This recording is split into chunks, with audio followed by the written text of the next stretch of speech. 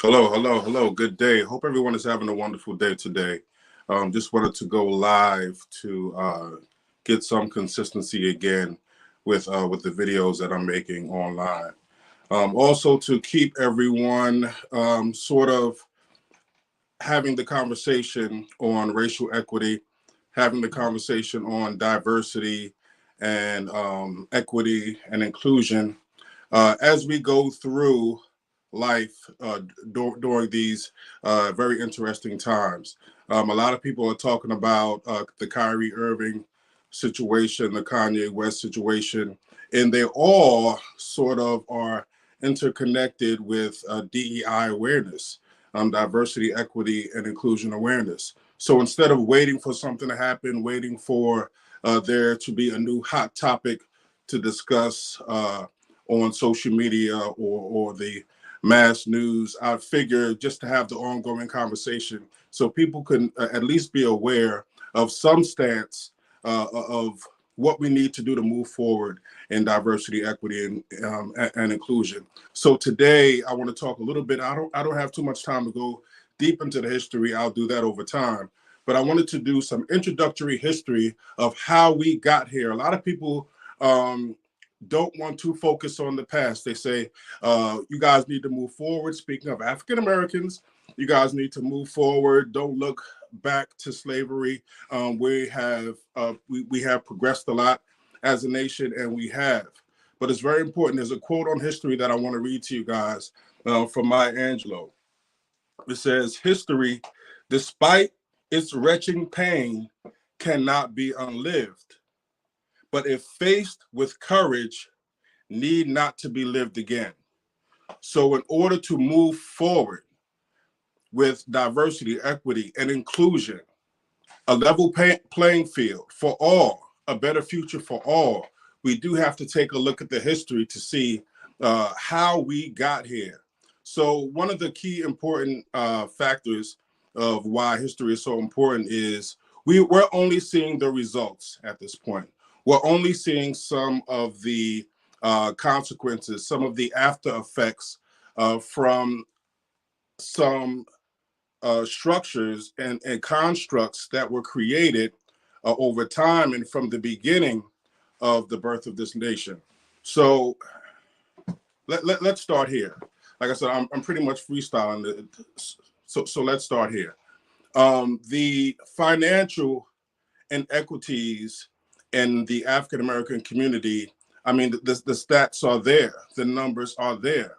Those who have more generational wealth are under a certain population, and African Americans are one of I'm talking about Africans in America, Black Americans, if you will, are one of the lowest, uh, as it relates to stats when it comes to generational wealth and even functioning wealth from day to day.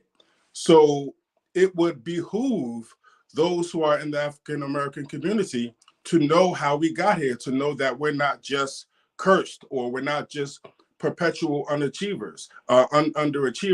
We need to know some history. So I'll give you some brief history of how we got here, and then we'll continue later on. Feel free to comment. I don't know if I'm going to be able to see the comments. I'm starting something new on this platform live stream. So I don't know if I'm going to be able to see the comments, but like I said, as I get used to this um, uh, mode here that I'm using, this modality I'm using, I'll be able to interact more. But let's go back to around the 1500s.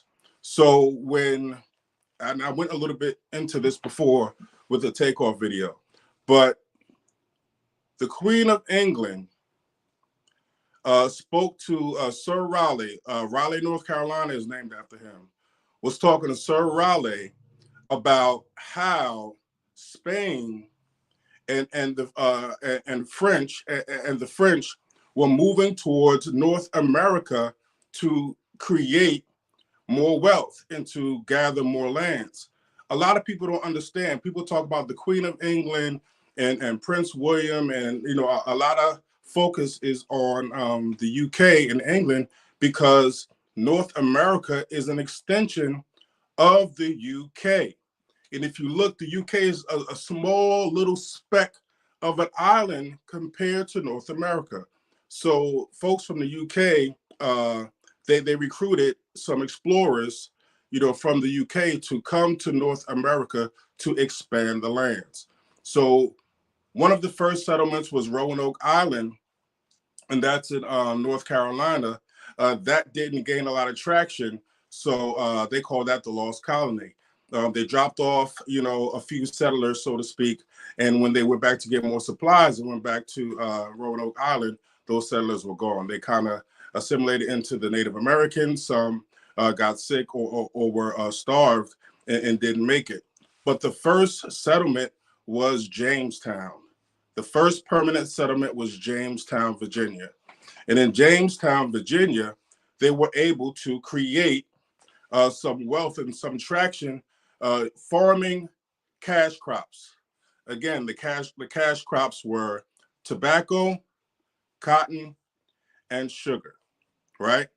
So with these cash crops, they knew that the more they produced, the more money that the colonists would make to create this wealth that the UK were looking for, and they would pay taxes or tariffs back to England. So everybody was winning.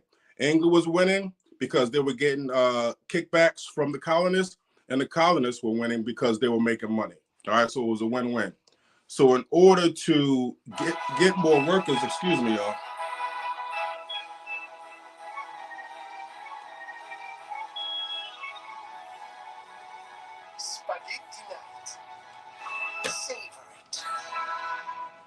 That was a little commercial break. In order to get more workers to work the fields, they started to get other colonists who didn't have the money to come over to the New World.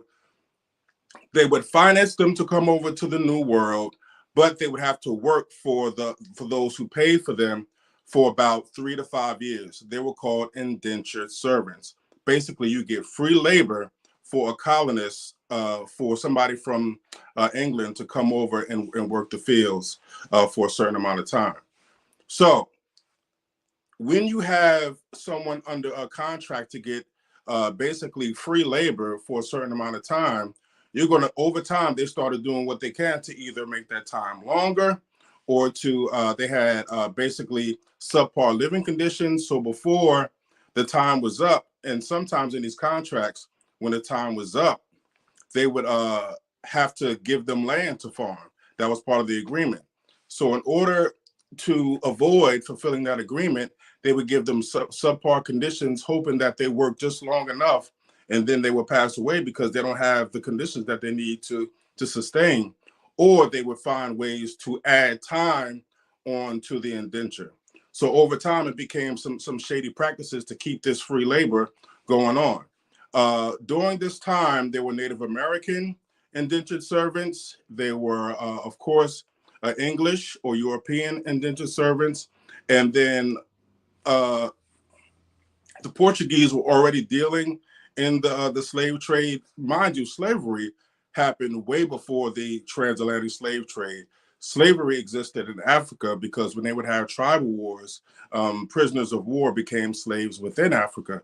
So they became property of the tribes, and then the tribes would trade with other countries for firearms, jewelry, et cetera, et cetera.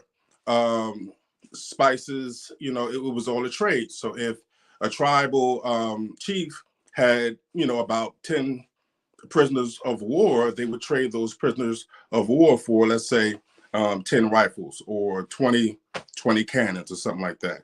So the Portuguese was already dealing into the slave trade. So there were some African-American indentured servants as well.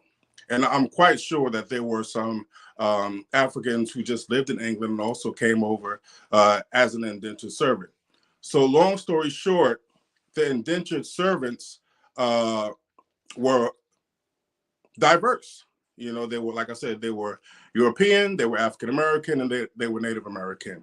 Over time, the indentured servants started seeing the unfair treatment and decided to band together to fight against the aristocracy for the unfair treatment. General Nathaniel Bacon, not General, Nathaniel became a general of the rebellion, but Nathaniel Bacon saw an opportunity because he had his own ulterior motives. We'll go into that later. But Nathaniel Bacon saw an opportunity to get the indentured servants together to rebel against the aristocracy. This is called Bacon's Rebellion. This is not talked enough about in history. It's a very important part in history that led to the racial structure that we have today. So with Bacon's Rebellion, you had Native American indentured servants, African indentured servants, and Caucasian indentured servants all fighting together against the government of Jamestown. And they made a lot of ground. They gained a lot of ground with this rebellion. And unfortunately, Nathaniel Bacon passed away, and the rebellion was destroyed. After the rebellion was destroyed, the government started to make plans to avoid indigenous servant rebellions from happening again. This is when they decided to racialize servitude. So instead of having indentured servants of all of African Americans, Native Americans, and Europeans, they created class systems amongst the indentured servants. You had Caucasian indentured servants that sort of was elevated to what they call an overseer. The Native Americans were then, they slowly began to be pushed out to the middle and on reservations. And also because of the new foreign diseases, the Native Americans were dying off at a rapid rate. So the focus of the labor class in America after Bacon's Rebellion gear started to move towards the African American. And that's when your pseudoscience, that's when your pseudo religious justification of having African American as a servant race, because of it's something that has to do with the cursed seed Canaan, and then they started talking about phrenology and the way that Africans, the makeup of Africans were created for servitude. And all this pseudoscience, all this pseudo history, and all this pseudo religious tactics were used to devalue the life of African Americans, pretty much to the point where they only represented 3/5 of a human being. And the more Africans started to be targeted, the more they went from indentured servitude to being property, which is how the Atlantic slave trade basically exploded. And this was not the plan of England in the beginning, but if you're making money hand over fist, and the business model was working, they did make some adjustments. And this is basically how African Americans became a lower class race in the 13 colonies. So now what you're seeing are the after effects of that foundation of race in America. So when you see situations like police brutality, or when you see situations, a lot of people say that when you don't have certain freedoms, when a freedom of speech is easily forgiven by one group, but the other group is basically demonized. When you have the war on drugs, when crack cocaine, which is prevalent in African American communities, will get you 20 years, and powder cocaine, which is prevalent in other communities, will get you 3 to 5 years. You start seeing the disparities that was basically created by this foundation. When you see the education system where the teachers don't have adequate supplies and the students don't have adequate resources, that's basically a direct effect of the foundation of the racial makeup after Bacon's Rebellion. So the history is very important when you're talking about the way things are now. But the great thing is this: we are in the information age, and we are able to address the realities of history, and we're able to move forward because we realize that the American culture thrives more and builds more when we are working together. And because we understand that the creation of race, the invention of race that happened around the 1500s, is not real. It was just a tactic for financial gain, that relieves ourselves of separation. We know that there is only one race. It's only a human race. All of the other races based on nationality is pseudo race. It's not real. It's invented.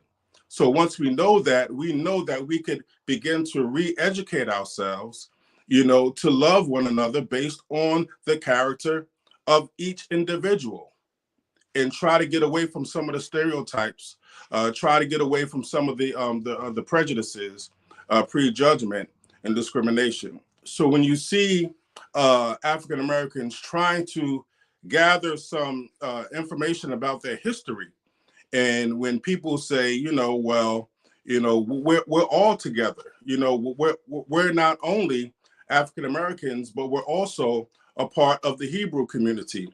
There are a lot of Bible references that describe some of the characters, and they were described as darker hue individuals. So there are a lot of African Americans who relate to Hebrews. So it could be misconstrued as anti-Semitic, when basically all that person is trying to say is that I'm a part of you. We're in this together. And that's how I saw it. I'm looking at it as an all-inclusive point of view, but based on social media and popular and pop culture influence in this cancel culture, a person could be demonized. I'm taking a chance doing these videos because something I can say with positive intentions could be misconstrued as an attack on someone else. So I'm trying to be very careful with my words, and I'm also at the bottom line preaching and discussing a narrative of inclusivity of all.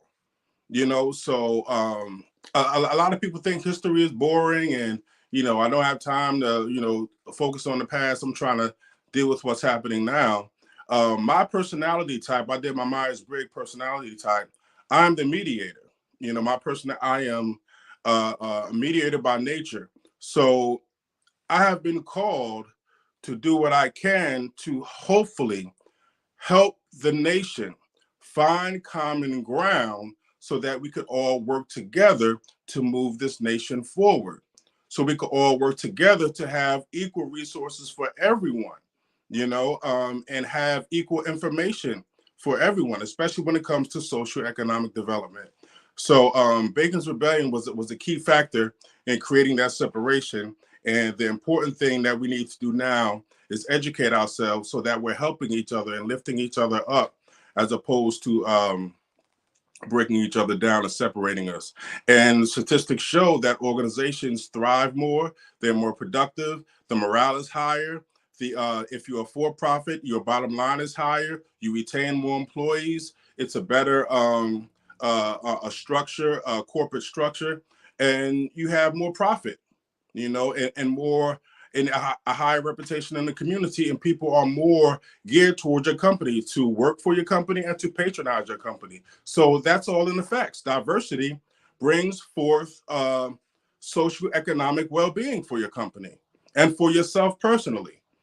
So this is what we're here to do. We're here to teach on the history of how we got here to this point with inequities and what we can do to move forward.